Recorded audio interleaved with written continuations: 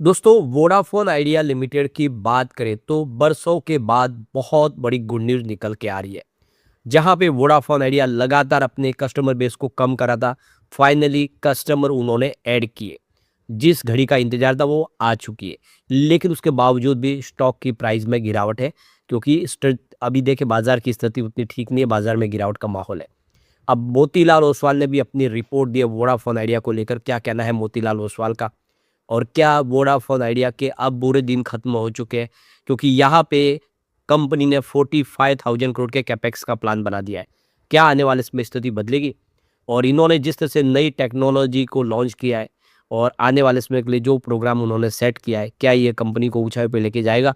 जानेंगे इस वीडियो के माध्यम से।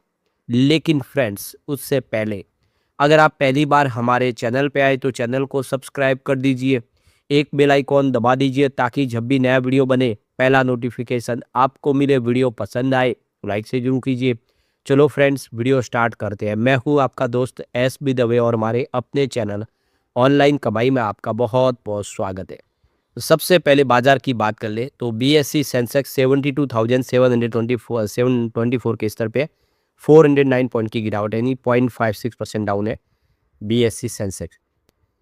तो यहाँ पे देखिए बाजार की शुरुआत 900 पॉइंट की गिरावट के साथ हुई थी और ये गिरावट बढ़ते हुए काफ़ी नीचे चली गई। आप देख सकते हो 1500-1600 पॉइंट की गिरावट हुई इंट्राडे में, लेकिन अब गिरावट थमी है और गिरावट 400-500 पॉइंट की रह गई है। इससे उम्मीद जगी है कि आने वाले समय अब यहाँ से बाजार में फिर पॉजिटिव माहौल बन सकता है, खरीदारी देखने को मिल रही है।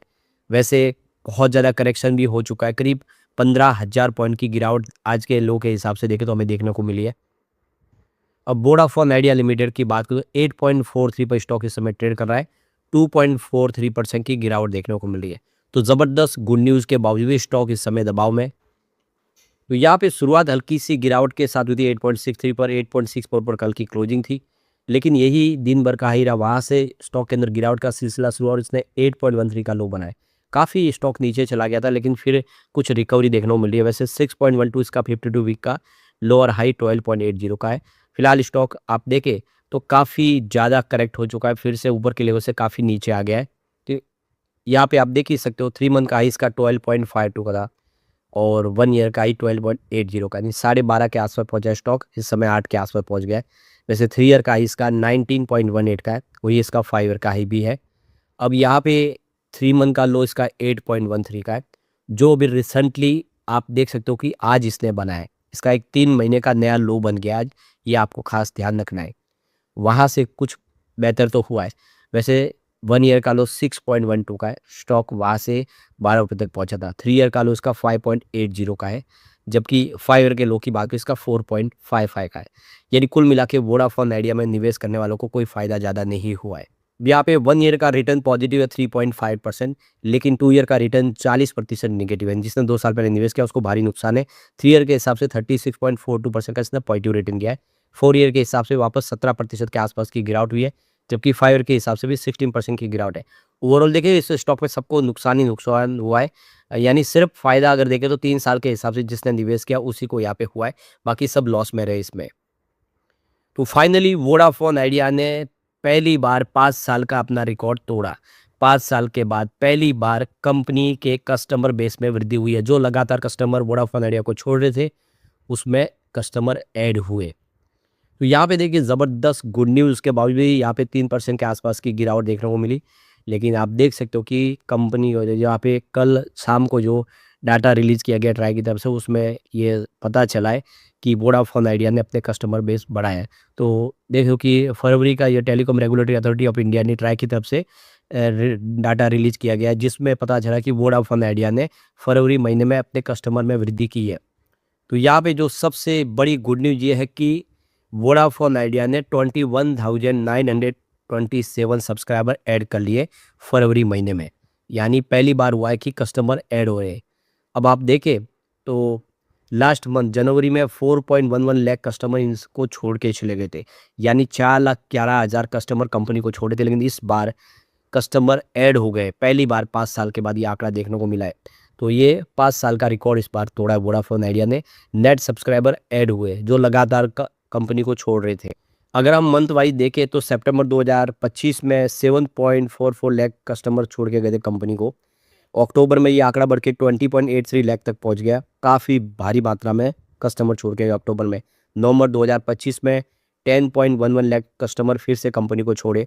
दिसंबर में ये देख सकते हो कि 9.4 लाख कस्टमर ने सर्विस अपनी छोड़ दी।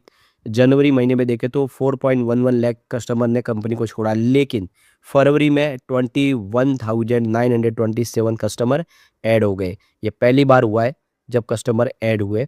एक बहुत बड़ा अचीवमेंट है इस समय वोडाफोन आइडिया के लिए। तभी इस मौके पे देखें तो मोतीलाल ओसवाल का कहना है कि ये पहली बार है जब जो सब्सक्राइबर लॉस हो रहा था वो रुका है। जो सब्सक्राइबर ऐड होना एक इम्पोर्टेंट ट्रिगर है वोडाफोन आइडिया के लिए। तो वोडाफोन आइडिया ने जो कोशिशें शुरू की उसका फल देखने को मिल रहा है। अब जैसे कि 5G सर्विस इनकी आगे बढ़ने लगी है, नए नए शहर में जुड़ने लगी है, कस्टमर भी अब इनके साथ फिर जुड़ने लगे हैं, तो एक नया टर्न अराउंड प्लान देखने को मिल रहा है। आने वाला जो समय है वोडाफोन आइडिया के लिए ये बेहतर सिग्नल दे रहा है। पिछले 5 सालों के अंदर पहली बार वोडाफोन आइडिया के साथ कस्टमर जुड़े हैं, तो इससे बात क्लियर है कि वोडाफोन आइडिया के लिए आने वाला समय बेहतर हो सकता है। तो स्थिति यहाँ से बदलती हुई दिखाई देगी। भले ही आज बाजार की गिरावट की वजह से स्टॉक ने दौड़ा हो, लेकिन खबर बहुत अच्छी है और इसको मोतीलाल ओसवाल ने भी वेलकम किया है। यहाँ पे टोटल सब्सक्राइबर बेस देखें तो 127.33 करोड़ तक पहुँच गया है फरवरी 2026 का। उस हिसाब से देखें जनवरी 2026 में ये 126.63 करोड़ के आसपास था, यानी कस्टमर बेस बढ़ा है। भारतीय एयरटेल ने यहाँ पे 50.88 लाख नए कस्टमर जोड़ दिए है। देखो कि यहाँ पे इनमें जो 48.5 लाख जो वायरलेस और मोबाइल सेगमेंट के और 2.31 लाख जो है इनके वायर लाइन सेगमेंट से है फरवरी 2026 के हिसाब से। तो भारतीय एयरटेल के भी अच्छे खासे कस्टमर जुड़े। अब जियो टेलीकॉम की बात करें, इसने 17.4 लाख कस्टमर जियो के, जिसमें 16.24 लाख जो है मोबाइल कनेक्शन और 1.17 लाख वायर लाइन कनेक्शन। इससे एक बात क्लियरली समझ में आ रही है कि एयरटेल तो अपना मार्केट शेयर बनाए रखा है, लेकिन जियो का मार्केट शेयर अब धीरे धीरे कम हो रहा है। जो अपनी नंबर 1 पोजीशन पे जियो था, अब आप देख सकते हो कि ये बहुत ज़्यादा फर्क है। यहाँ पे 50 लाख नए कस्टमर जोड़ दिया, इसने सिर्फ 16 लाख कस्टमर जोड़े। इसका मतलब यह है कि आने वाले समय में जियो कमज़ोर पड़ेगा और जियो की जगह आइडिया वापस ले सकता है। ये सिग्नल अब दिखने लगा है, ये बहुत अच्छी बात है। यहाँ पे कंपनी ने 45,000 करोड़ रुपीज़ का निवेश का प्लान बना दिया है। आने वाले 3 सालों में कंपनी भारी भरकम निवेश करेगी अपने बिजनेस पे। तो कंपनी की तरफ से जो ये अनाउंसमेंट ऑफिशियली उसमें कहा गया है कि कंपनी 45,000 करोड़ का निवेश करेगी। इसका मतलब यह है कि कंपनी अपनी पोजीशन वापस हासिल करेगी। नंबर 1 की पोजीशन भले न मिले, लेकिन नंबर 2 पोजीशन हासिल कर सकती है। आने वाले समय में इसको जियो को पछाड़ सकती है। जिस हिसाब से जियो के कस्टमर बेस में उतनी वृद्धि नहीं हो रही है और वोडाफोन आइडिया के कस्टमर बेस जो लगातार कम हो रहे थे, अब उसमें रुकावट हुई है और इसके अलावा कस्टमर बढ़े भी है।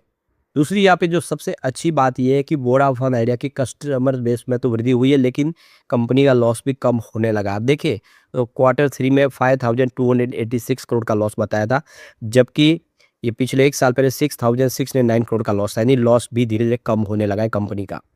कंपनी के रेवेन्यू में भी वृद्धि हुई है। देखिए 11,323 करोड़ के आसपास रेवेन्यू बताया Q3 में, जबकि पिछले 1 साल पहले 11,170 करोड़ के आसपास था। भले ही इसमें वृद्धि कम हो, लेकिन वृद्धि हुई है। ARP में भी वृद्धि हुई है 7.3% की, जो नहीं पर कस्टमर 186 रुपये तक पहुँच गया। पिछले 1 साल पहले ये 173 रुपीज़ के आसपास पर कस्टमर कमाई भी शुरू हो गई है।